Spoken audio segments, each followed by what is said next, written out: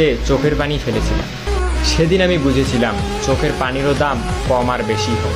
কারণ মেয়েটার চোখের পানি দেখে সবাই ইমোশনাল হয়ে গিয়েছিল। আমি সত্যিই মেয়েটার সাথে এসব কিছু করেছি কিনা এসব কেউ ভাবেওনি, চিন্তাও করেনি। সবাই মেয়েটার চোখের পানি দেখে তার সব কথাই বিশ্বাস করে নিয়েছিল। আমার চোখের পানি কাউকে আবেগই করতে পারিনি। আমার মতোই আমার চোখের পানিটাও কম দামি।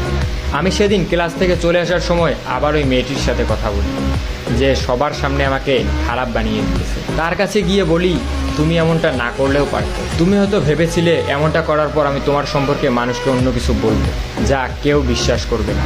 সবাই হয়তো ভাববে তোমার উপর প্রতিশোধ নেওয়ার জন্য তোমার নামে সব মিথ্যা কথা বানায় বানায় বলতেছে। কিন্তু তুমি হয়তো জানো না, তুমি এসব না করলে আমি তোমার সম্পর্কে কিছুই বলতাম।